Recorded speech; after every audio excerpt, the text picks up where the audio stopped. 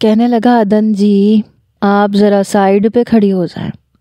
میں اس وقت بہت خوفزدہ تھی، ڈر کے مارے مسلسل میرے آنسو بہے جا رہے تھے۔ وہ نوجوان شاید ابو ذر کو نہیں جانتا تھا۔ کہنے لگا اے لڑکے، یہ میرا اور اس لڑکی کا معاملہ ہے، بیچ میں مت آنا۔ اس نے انگلی اٹھا کے تنبیہ کی اور اسی انگلی کو ابو ذر نے اپنی انگلی میں دبوچا اور پیچھے یوں موڑا کہ انگلی اس کے ہاتھ کی پشت سے جا لگی۔ وہ لڑکا بلبلانے لگا، انگلی کس پہ اٹھائی تو نے؟ ابو ذر پہ، چل اتر موٹر سائیکل سے۔ وہ نوجوان بلک رہا تھا کیونکہ اس کی انگلی ابو ذر کی انگلی میں تھی۔ وہ اس کی انگلی سے اپنی انگلی چھڑوا نہیں پا رہا تھا۔ کہنے لگا کمینے میرا ہاتھ چھوڑ۔ ابو ذر نے اسے دھکا دے کے زمین پہ گرایا اور اس کی موٹر سائیکل کو ایک طرف پھینکا۔ بہت سے لوگ وہاں جمع ہو گئے۔ پھر تو ابو ذر نے دیکھا ہی نہیں، اس لڑکے کو مارنے لگا۔ کہنے لگا آنکھ اٹھا کے دیکھا تو دیکھا کیسے، آج تیری آنکھیں نکال لوں گا۔ وہ اس لڑکے کو مارنے لگا۔ اندھا دھند وہ اس کے منہ پہ مکے برسا رہا تھا۔ اس لڑکے کے منہ سے ناک سے خون بہنے لگا۔ کئی نوجوان آگے بڑھے، ارے کیا کر رہے ہو بھائی، کیا جان سے مارو گے اسے، چھوڑو اسے۔ کئی بڑے بزرگ لوگوں نے چھڑوانا چاہا لیکن وہ کسی شیر کی طرح سے دھاڑا، اے بڈھے بیچ میں مت آنا ورنہ چھوڑوں گا نہیں، پیچھا کرے گا تو، آج تیری ٹانگیں ہی توڑ دوں گا۔ میرا سانس سینے میں تھما تھما لگ رہا تھا۔ اس کی آنکھوں میں جیسے خون اتر آیا تھا، یہاں تک کہ ابو ذر کا ہاتھ خون سے بھر گیا کیونکہ وہ نوجوان لہو لہان ہو چکا تھا۔ میرا دل دھڑکنا بھول گیا تھا۔ پتہ نہیں کیسے میں اپنے بے جان قدموں سے چلتی ہوئی اس کے پاس آئی اور اس کی کلائی پکڑ لی۔ اسے لگا شاید کسی مرد نے اس کی کلائی پکڑی ہے۔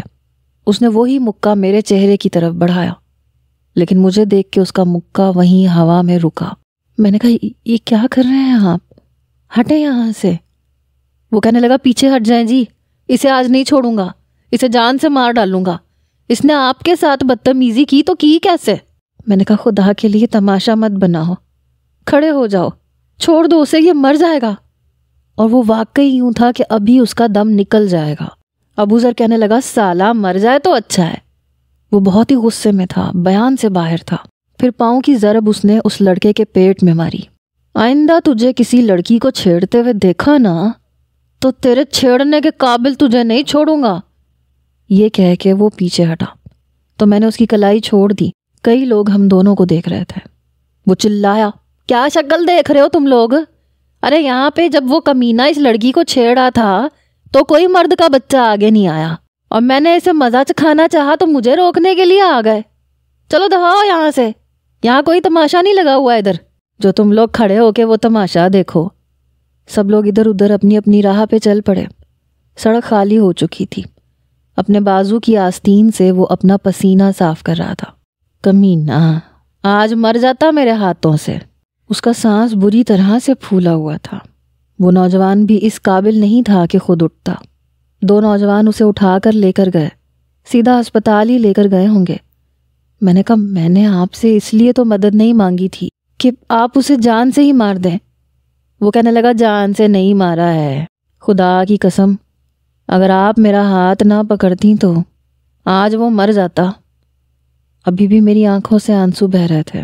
میں ویسے ہی صدا کی ڈرپوک قسم کی لڑکی تھی، ذرا سی بات پہ ڈر جانے والی، گھبرا جانے والی۔ پھر کہنے لگا بس تو گزر گئی ہے جی، دوسری بس آدھے گھنٹے بعد آئے گی۔ پھر مجھے بس اسٹاپ کی طرف اشارہ کرنے لگا، آپ یہاں کھڑی ہو جاؤ جی، میں یہی ہوں، فکر نہیں کرنی آپ نے، باحفاظت آپ کو گھر تک چھوڑ کے آؤں گا۔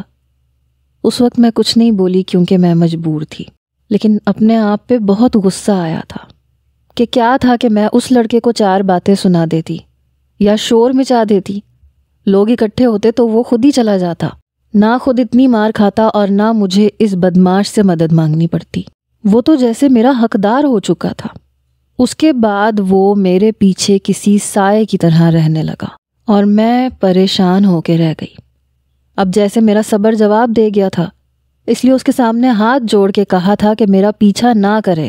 کالج آئی تو دل اس قدر بوجھل تھا کہ واش روم میں جا کے میں رونے لگی، پھوٹ پھوٹ کے رونے لگی۔ مجھے لگ رہا تھا جیسے میں ایک بہت بڑی مصیبت میں پھنس چکی ہوں۔ نہ چاہتے ہوئے بھی پتہ نہیں کیوں مجھے بہت رونا آ رہا تھا۔ جب میں کلاس میں آئی تو افیرا نے اپنے برابر میں بیٹھی لڑکی سے کہا، چل اٹھ کے جا، میری سہیلی آ گئی ہے۔ لیکن مجھے پتہ نہیں کیوں افیرا پہ بھی غصہ آنے لگا۔ کاش میں اس کے کہنے پہ اس کے گھر نہ جاتی تو وہ شخص میرے پیچھے نہ پڑتا۔ میں نے افیرا کے بجائے کسی اور لڑکی کے پاس اپنا بیگ رکھا اور بیٹھ گئی۔ وہ مجھے حیرت سے دیکھ رہی تھی۔ جیسے ہی کلاس ختم ہوئی وہ میرے پاس آ گئی، کہنے لگی، تم میرے پاس کیوں نہیں بیٹھی؟ میں نے تو اس لڑکی کو بھی اٹھا دیا تھا۔ میں نے کہا، اس سے کیا فرق پڑتا ہے، ہم دوست ہی تو ہیں۔ کہنے لگی، میں دیکھ رہی ہوں تو اب بدلتی جا رہی ہے۔ دیکھ میری بات سن، اگر تجھے میری کوئی بات بری لگی ہے تو پھر مجھے بتا دے، لیکن یوں مجھ سے دور دور نہ رہا کر۔ پتہ ہے بڑے دل سے میں نے تجھ سے دوستی کی ہے، اور ہم لوگ نا ایسے ہی ہوتے ہیں، سادہ دل کے لوگ۔ ہمارے خاندان میں کوئی بھی دل میں کسی کے لیے کھوٹ نہیں رکھتا۔ اگر کوئی بات بری لگے تو منہ پہ کہہ دیتا ہے، اچھی لگے تو وہ بھی منہ پہ کہہ دیتے ہیں۔ میں نے کہا، ایسی کوئی بات نہیں ہے، مجھے تم سے کوئی شکایت نہیں ہے، بس پیپرز ہونے والے ہیں اس لیے کچھ ٹینشن میں ہوں۔ میں اسے کیا بتاتی کہ میں کس پریشانی میں پڑ چکی ہوں۔ چھٹی پر جب میں گھر گئی تو اس بار وہ بس میں سوار نہیں تھا، نہ گلی میں کہیں نظر آیا، نہ میرا پیچھا کیا۔ میں نے کئی دنوں کے بعد سکون کا سانس لیا کہ چلو شکر ہے وہ پیچھے ہٹ گیا۔ اگلے روز بھی جب میں کالج گئی تب بھی وہ میرے پیچھے نہیں تھا۔ شاید میری منت سماجت کام آ گئی تھی۔ میں بڑی مطمئن سی کالج میں داخل ہوئی، لیکن افیرا نہیں آئی تھی۔ مجھے حیرت ہوئی کیونکہ وہ چھٹی کرتی ہی نہیں تھی۔ میں نے کلاس کی لڑکیوں سے بھی پوچھا کہ افیرا کیوں نہیں آئی، تو وہ کہنے لگی، پتہ نہیں، ہمیں تو خود نہیں پتہ، وہ تو بخار میں بھی آ جاتی ہے۔ بہرحال میں چپ سی ہو گئی۔ پورا دن افیرا کے بغیر کلاس سونی سونی سی لگ رہی تھی۔ وہ بہت باتونی تھی، ہنستی رہتی تھی، باتیں کرتی رہتی تھی، تو دل لگا رہتا تھا۔ پہلی بار میں نے اسے مس کیا تھا۔ سوچا کہ آج گھر جا کے اس کی خیریت پوچھوں گی کہ وہ کیوں نہیں آئی۔ جب میں گھر گئی تو میں نے پھپھو کو بتایا، تو وہ کہنے لگی، کوئی ضرورت نہیں ہے کسی کے گھر جانے کی، کل کالج آئے گی تو تمہیں بتا دے گی کہ کیوں نہیں آئی۔ اور ہو جاتی ہے ہر گھر میں اونچ نیچ، ذرا ذرا سی بات پہ دوسروں کے گھر نہیں جایا جاتا۔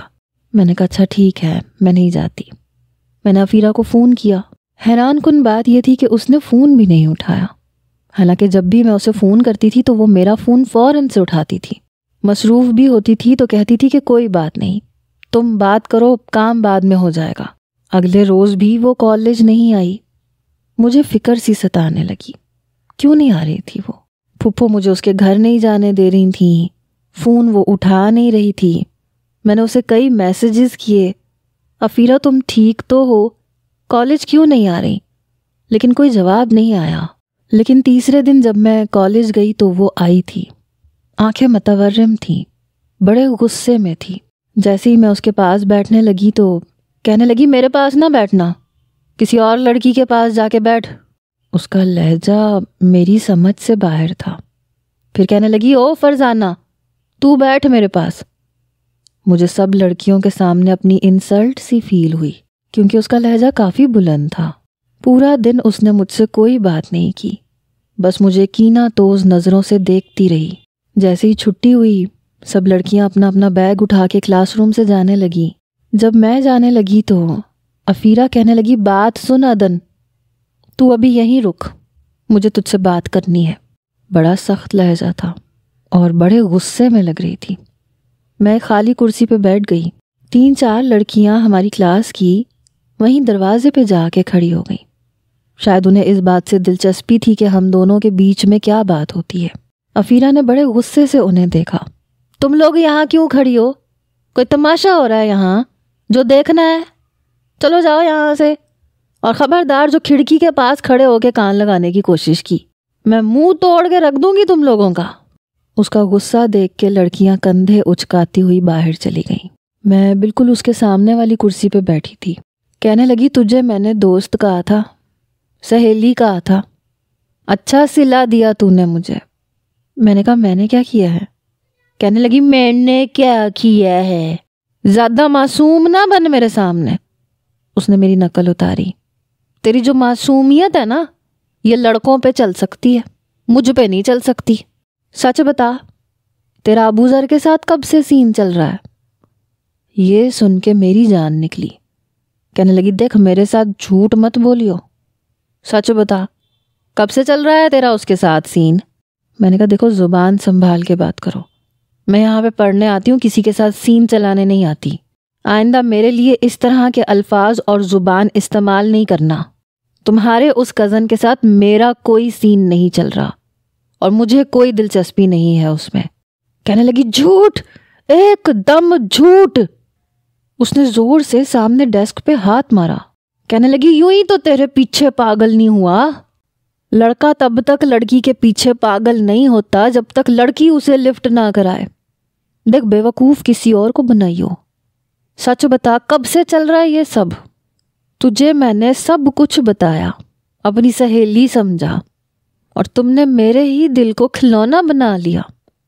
یاد رکھ فیرا، اپنی محبت میں شراکت برداشت نہیں کر سکتی میں اور نہ کروں گی۔ اسے تو میں دیکھ لوں گی، بخشوں گی تو میں اسے بھی نہیں۔ پر دیکھ آخری بار تجھ سے کہہ رہی ہوں، ابو ذر کے بارے میں سوچنا بھی مت۔ شاید آنکھیں اس کی رو رو کے سوجی ہوئی تھیں۔ میں نے کہا تم مجھے غلط سمجھ رہی ہو، میں تمہارے کزن کو پسند نہیں کرتی، لیکن وہ جان بوجھ کے میرا پیچھا کرتا ہے اور مجھے اچھا نہیں لگتا کہ وہ میرا پیچھا کرے۔ کہنے لگی اتنی معصوم ہو تم، وہ تمہارا پیچھا کرتا، تم نے کسی کو بتایا تک نہیں، مجھ سے ذکر تک نہیں کیا۔ میں نے کہا میں کیا بتاتی، مجھے خود سمجھ نہیں آ رہا تھا، پورا محلہ دیکھتا تھا اسے میرے پیچھے آتے ہوئے، لیکن کسی نے کچھ نہیں بولا۔ تم جانتی ہو کہ پورے محلے کا وہ بدماش ہے اور میں بدماشوں سے الجھنا نہیں چاہتی، بلکہ میری تم سے بنتی ہے، تم میری جان اس سے چھڑوا دو، مجھے تمہارے کزن سے کوئی غرض نہیں ہے۔ میری بات سن کے کہنے لگی تجھے پتا ہے کیا تماشا لگا رکھا ہے اس نے؟ اپنی ماں کو کہتا ہے عدن کے گھر رشتہ لے کے جاؤ، اور ہمارے ہاں برادری سے باہر شادی نہیں ہوتی۔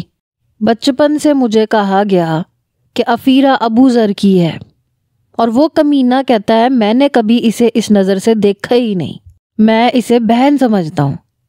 کمینہ، دل پھینک، مجھے بہن بنا لیا۔ بتاتی ہوں میں چھوڑوں گی نہیں میں اس کمینے کو۔ اس نے گھر میں طوفان برپا کر رکھا ہے، ہر روز اپنے ابا سے اور خالہ سے بحث کرتا ہے کہ اگر آپ لوگ رشتہ مانگنے نہیں گئے تو یاد رکھنا گھر کی اینٹ سے اینٹ بجا کے رکھ دوں گا۔ اور خالہ مجھ سے محبت کرتی ہیں، ابو ذر سے کہہ چکی ہیں کہ تمہاری شادی افیرہ سے ہی ہوگی صرف۔ تجھے پتہ ہے 3 دن سے میں نے ٹھیک سے روٹی نہیں کھائی۔ یہ کہتے وہ اس کی آنکھوں سے آنسو بہے تھے۔ چاہے وہ جتنی بھی تیز تھی تو لڑکی ہی، دل ٹوٹنے کی تکلیف تو ہوتی ہے۔ پھر اپنے آنسو خود ہی صاف کیے، کہنے لگی بس یہی کہنا تھا تجھ سے، اس سے بات کرنے کی ضرورت نہیں ہے تجھے، تیرا پیچھا کرے نا تو یہ چماٹ منہ پہ مار دیو۔ اپنی عزت کا بڑا خیال ہے اسے، تھپڑ کھائے گا تو عشق کا بخار بھی اتر جائے گا۔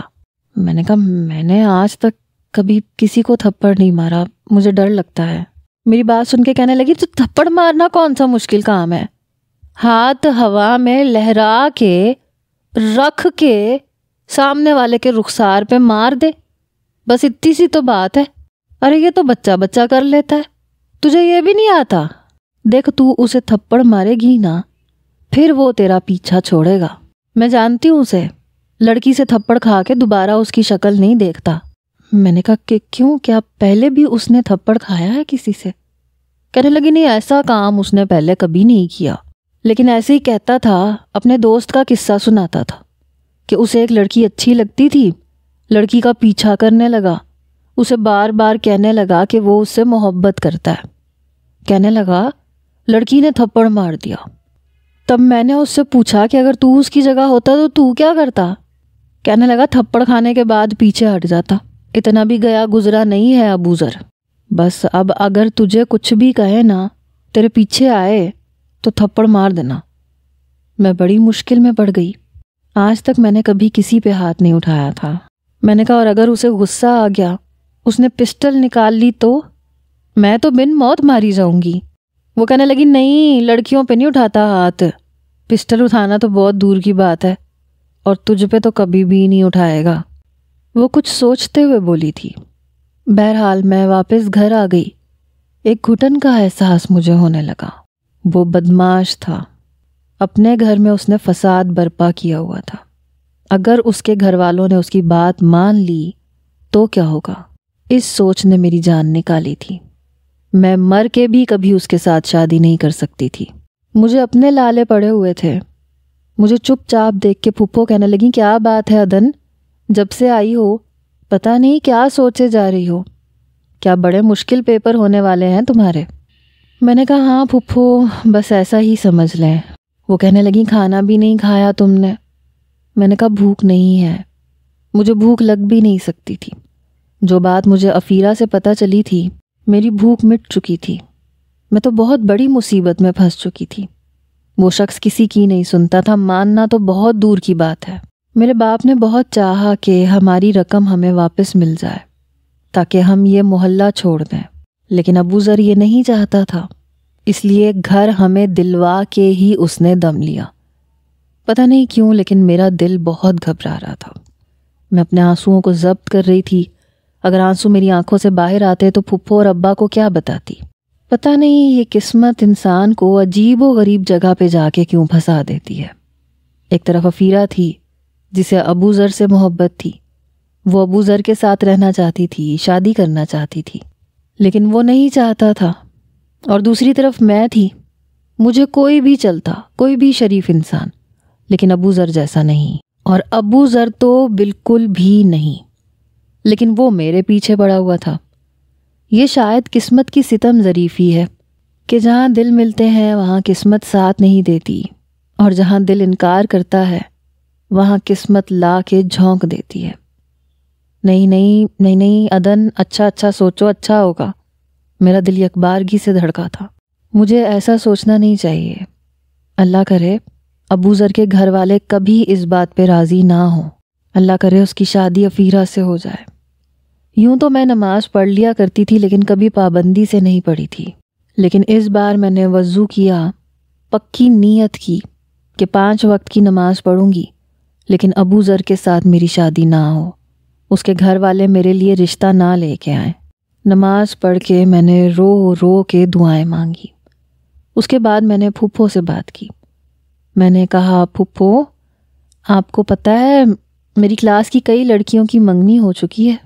پھپھو اس وقت چائے پی رہی تھی، کہنے لگیں تو پھر؟ میں نے کہا وہ جیسے ہی BA کمپلیٹ کریں گی ان کی شادی ہو جائے گی۔ وہ کہنے لگی ظاہر سی بات ہے، منگنی ہو چکی ہے تو پڑھائی مکمل ہونے کے بعد شادی تو ہونی ہی ہے۔ میں نے کہا وہ آپ لوگوں کو نہیں لگتا کہ میری بھی کہیں منگنی ہونی چاہیے؟ میں چاہتی تھی کہ اس سے پہلے کہ ابو ذر اپنے گھر والوں کو مجبور کر کے میرے گھر رشتہ مانگنے آئے، بدماشی کرے، اس سے پہلے میرا رشتہ کسی کے ساتھ بھی طے ہو جائے، کسی کے ساتھ بس طے ہو جائے۔ اس لیے اپنے منہ سے یہ بات میں نے پھپھو سے کہی، حالانکہ مجھے شادی کا کوئی شوق نہیں تھا۔ پھپھو نے چائے کا کپ ایک طرف رکھا اور مجھے بڑے غور سے دیکھنے لگی۔ کہنے لگیں تمہیں شادی کا خیال کیوں آنے لگا؟ میں کچھ گھبرا گئی۔ ایک تو اپنے منہ سے یہ بات کہتے ہوئے برا سا بھی لگ رہا تھا، لیکن میری مجبوری تھی۔ میں نے کہا ایسے ہی میں چاہ رہی تھی میری بھی منگنی ہو جاتی، اور جیسے ہی تعلیم ختم ہوتی میری شادی ہو جاتی۔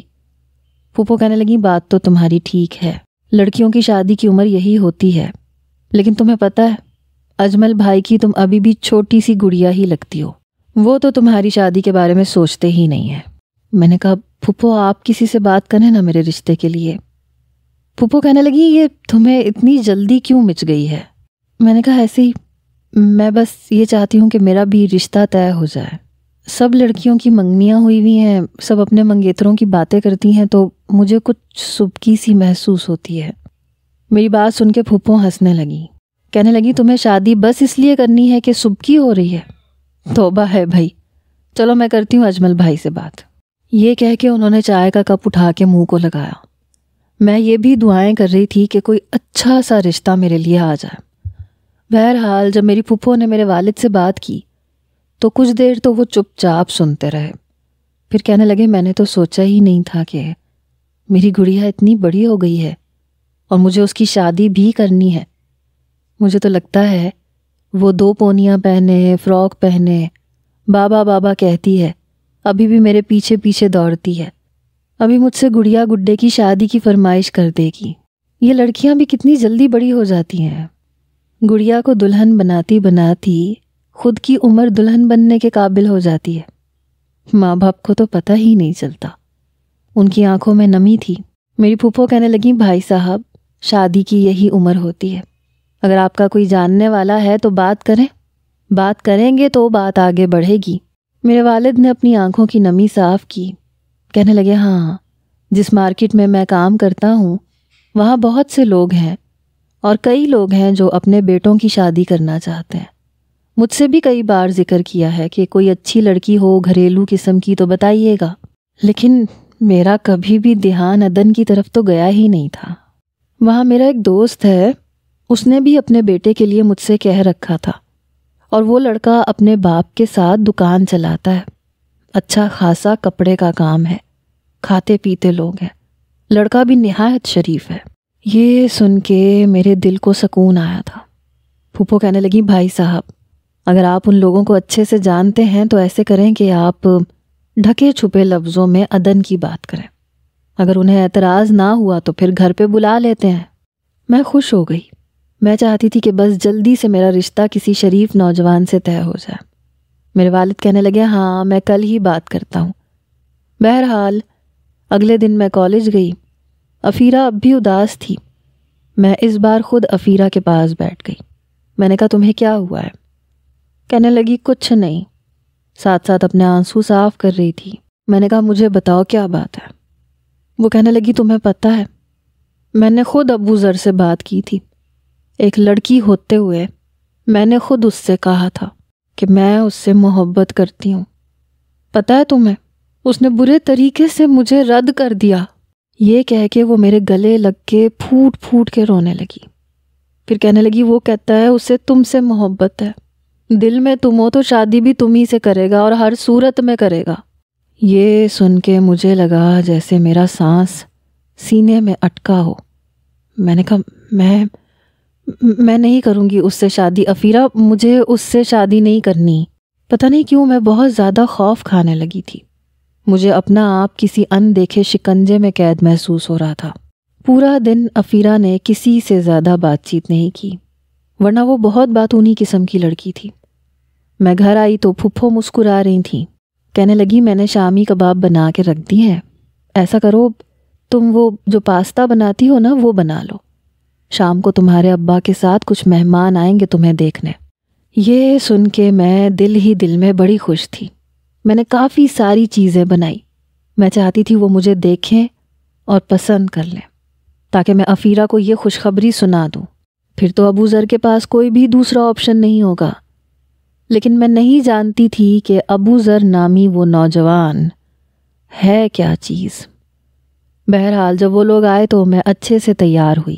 جب چائے لے کے اندر گئی تو میں مسکرا رہی تھی۔ وہ لڑکا بھی اپنے والدین کے ساتھ ہی آیا تھا، بس ایک نظر اس نے دیکھا مجھے، پھر اپنی نظریں جھکا گیا۔ کافی شریف سا لگ رہا تھا، اور میرے لیے یہی کافی تھا کہ وہ شریف انسان ہے۔ اس کی والدہ نے بس چند ہی سوال مجھ سے کیے، لیکن بار بار مجھے دیکھ کے مسکرا رہی تھیں۔ اس لڑکے کے چہرے پہ بھی برے تاثرات نہیں تھے۔ بس میں کچھ ہی دیر بیٹھی اور پھر اندر چلی گئی۔ میرے والد اور پھپھو ہی اندر بیٹھ کے باتیں کرتے رہے۔ وہ لوگ 1 گھنٹہ بیٹھ کر گئے۔ پھپھو مجھ سے کہنے لگی لڑکے کی ماں تو بہت خوش تھی، اور مجھے لگ رہا ہے کہ لڑکے کو بھی تم پسند آ گئی ہو، ویسے بھی تم ماشاءاللہ سے اتنی پیاری ہو، انکار کا تو سوال ہی پیدا نہیں ہوتا۔ مجھے اس بات کا انتظار تھا کہ جلدی سے وہ لوگ رشتے کے لیے حامی بھریں اور میری جان ابو ذر سے چھوٹ جائے، لیکن 1 ہفتہ ہو گیا تھا، ان لوگوں نے کوئی جواب نہیں دیا تھا۔ میرا دل بے حد بے چین تھا، انہوں نے جواب کیوں نہیں دیا؟ پھر پتہ چلا کہ وہ کہنے لگے کہ ہم اس محلے میں رشتہ نہیں کرنا چاہتے، اور آپ کا اپنا گھر ہے، کرائے کا ہوتا تو اور بات تھی۔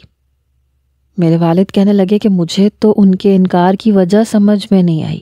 بھلا یہ بھی کوئی وجہ ہوئی کہ انہیں میری بچی میں کوئی مسئلہ نظر نہیں آیا، لیکن مسئلہ نظر آیا تو محلے میں آیا۔ میں بھی سوچ میں پڑ گئی۔ اگلے روز میں کالج گئی تو افیرہ کہنے لگی کیا تمہارے گھر پہ کچھ مہمان آئے تھے؟ میں نے کہا میں سمجھی نہیں۔ کہنے لگی کیا تمہارا کوئی رشتہ آیا تھا؟ یہ سن کے میں حیران ہوئی۔ میں نے تو اس بات کا ذکر کسی سے نہیں کیا تھا۔ میں نے کہا تمہیں کس نے بتایا؟ کہنے لگی ابو ذر نے شور برپا کر رکھا تھا، خالہ جان سے کہہ رہا تھا کہ آپ لوگ 2 دن کے اندر اندر اگر عدن کے گھر رشتہ لے کے نہیں گئے تو پھر میں جو کچھ کروں گا آپ لوگ سوچ بھی نہیں سکتے۔ اس بار اس نے بہت بڑی بڑی دھمکیاں دی ہیں، آواز میرے گھر تک آ رہی تھی۔ کہہ رہا تھا اس کے والد اس کے لیے رشتہ تلاش کر رہے ہیں، اس بار رشتہ لے کے آنے والے کو میں نے ٹھکانے لگا دیا ہے، لیکن ہر بار نہیں کر سکتا۔ یہ سن کے میرے ہوش اڑے۔ میں نے کہا تمہارا مطلب ہے کہ ابو ذر کی وجہ سے میرا رشتہ واپس گیا ہے؟ عفیرہ کہنے لگی تو تم نے کیا سمجھا؟ تمہارا رشتہ آئے گا اور وہ کہیں اور ہونے دے گا۔ عدن بی بی تم اسے جانتی نہیں ہو، وہ کہیں اور نہیں ہونے دے گا۔ یہ سن کے مجھے غصہ بھی بہت آ رہا تھا اور خوف بھی۔ پھر کہنے لگی کہ اگر تمہیں ابو ذر سے پیچھا چھڑوانا ہے تو اب موقع ہے اس کے منہ پہ تھپڑ مارنے کا۔ تم کہہ دینا کہ لڑکے والوں نے صاف بتایا ہے کہ اس محلے کے بدماش نے انہیں منع کیا تھا کہ اس لڑکی سے شادی نہ کرنا۔ ایک بار بس تم اسے تھپڑ مار دو، پھر وہ تمہارا پیچھا چھوڑ دے گا۔ عفیرہ کی بات پہ میرا دل دھک سے دھڑکا تھا۔ میں نے آج تک کبھی کسی کو تھپڑ نہیں مارا تھا، لیکن جو کچھ وہ کر رہا تھا مجھے ڈر بھی لگ رہا تھا، اور یہ بھی سچ تھا کہ مجھے ابو ذر سے اپنا پیچھا چھڑوانا تھا۔ کالج کی چھٹی پر جب میں واپس گئی تو گلی کے نکڑ کی دیوار پہ کھڑا سگریٹ پی رہا تھا۔ جیسے ہی میں بس سے نیچے اتر رہی تھی، اپنی گلی میں مڑی تو سامنے وہ کھڑا تھا۔ مجھے دیکھتی اس نے سگریٹ زمین پہ پھینکا اور اپنے جوتے سے اسے بجھا دیا۔ ماتھے پہ بل ڈالے ہوئے تھے۔ اس کے دائیں بائیں اس کے دونوں کزن کھڑے ہوئے تھے، امجد اور شاہد۔ مجھے غصہ تو اس پہ پہلے ہی آ رہا تھا، کچھ عفیرہ نے مجھے تپایا بھی بہت تھا۔ میں سیدھا اس کے پاس گئی، وہ سیدھا ہو کے کھڑا ہو گیا۔ میں نے کہا 1 ہفتہ پہلے جو لوگ میرے لیے رشتہ لے کے آئے تھے تم نے انہیں دھمکا کے واپس بھیجا ہے۔ میری بات پہ اس نے اپنی آنکھیں نہیں جھکائیں بلکہ میری آنکھوں میں دیکھ رہا تھا۔ شاہد اور امجد کبھی اسے دیکھنے لگتے، کبھی مجھے۔ اس نے کوئی جواب نہیں دیا لیکن کھڑا میری آنکھوں میں دیکھتا رہا۔ میں نے کہا میں کچھ پوچھ رہی ہوں تم سے، تم نے دھمکیاں دی تھیں انہیں کہ وہ میرے رشتے سے انکار کر دیں۔ امجد کہنے لگا دیکھو محترمہ، ابو ذر سے دھیمے لہجے میں بات کرو۔ میں نے کہا تم چپ رہو۔ ابو ذر کہنے لگا امجد تو چپ کر جا۔ پھر مجھ سے کہنے لگا عدن جی، صاف بات یہ ہے کہ میں آپ سے اس سے پہلے کہ وہ اپنی گھٹیا محبت کا دم بھرتا، میں نے کہا مجھے اپنی بات کا جواب چاہیے، تم نے ان لوگوں کو ڈرایا تھا یا نہیں؟ میرا لہجہ کافی بلند ہوا تھا۔ کہنے لگا ہاں، میں نے انہیں کہا تھا کہ دوبارہ یہاں قدم نہ رکھنا ورنہ ٹانگیں توڑ دوں گا۔ اس کا یہ کہنا تھا کہ میں نے ایک زوردار تھپڑ اس کے منہ پہ مار دیا۔ گلی میں سے گزرنے والے کئی نوجوان اپنی جگہ کھڑے کے کھڑے رہ گئے۔ شاید آج تک یہ جرت کسی نے نہیں کی ہوگی۔ امجد غصے میں بپھر کے مجھ سے کہنے لگا اے لڑکی، تیری اتنی ہمت، تو نے ابو ذر پہ ہاتھ اٹھایا؟ وہ میری طرف لپکا۔ میں نے تھپڑ تو مار دیا تھا لیکن میں خود بھی ڈر گئی تھی کہ کہیں جیب سے پسٹل نکال کے مجھے گولی ہی نہ مار دے۔ شاہد بھی تیش میں آیا، تجھے تو میں بتاتا ہوں، تو نے ہاتھ کیسے اٹھایا؟